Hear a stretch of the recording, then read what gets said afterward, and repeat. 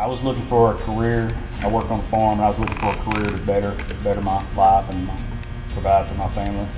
And this gave me the opportunity to get paid training, and obviously promotions and advancement of the job I had. Didn't have any of that, so that's what drew me to it first. As I learned the job and stuff, you started seeing people's faces that you helped and stuff, you realized it was, there was a lot of kids that looked up to you as heroes and stuff. You just kind of started, I guess, fulfilling that role when you were around schools and kids and stuff. But as far as feeling like a hero, it's just a job. I mean, we come in and we give it 100% and we don't expect anything out of it. So, but we try to keep that in the back of our mind when we're out in public around kids and stuff. If we're being looked up to, we try to be role models and stuff. And most of the time when we show up, they're having their worst day.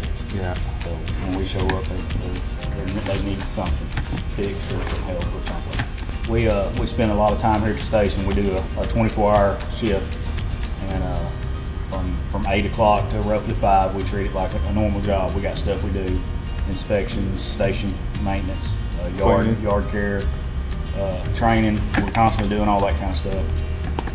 But we've always got a radio on. That's another thing about the job, is you always have to be ready to respond.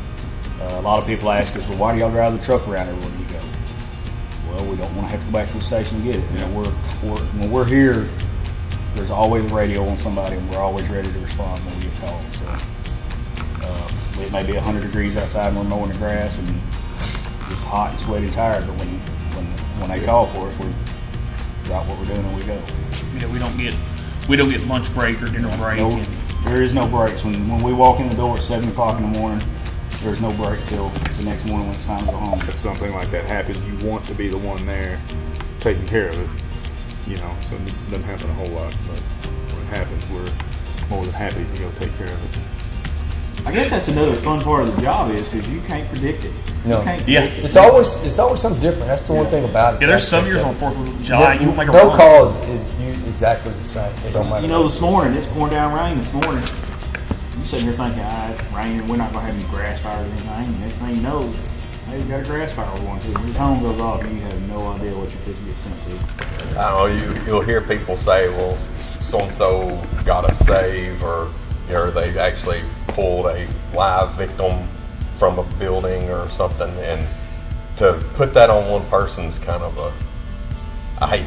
that's what kind of puts you on the spot when you're asked that, because there's on any alarm like that, there's several things that all have to start happening different. That's why they run so many different units. They'll run and they show up at different angles from different corners of an intersection. They'll all pile in there, and usually when they jump off the truck, they all start doing different things. And if any part of that failed to happen, then it would be hard for the ones that actually that find a victim and get them out.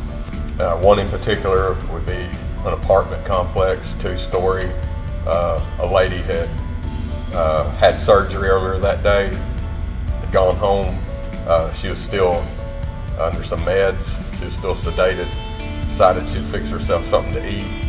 Started something on the stove, went and laid back down and fell asleep. And her apartment caught on fire, and we went in and we were able to get her out of there. To be able to do that, you have to be working at the right station at that time when that alarm comes in. A lot of things have to fall into place. A bunch of guys were doing their job, and it worked out really well that night. I don't think anybody's going to want to take credit for any of that. When it's all said and done, everybody goes back to the station and talks about it, but I don't think anybody wants to say, like, I did this or I did that, or we, you don't want to narrow it down. And it's not a job, man. It really isn't. It's a career. It's something you really enjoy and you want to do. And you like helping people, and that's just part of it. Their house can be burnt to the ground, and they're shaking our hands, thanking us. I appreciate Thank you for what you coming out. did. So. It's just stuff like that that makes you appreciate what you do.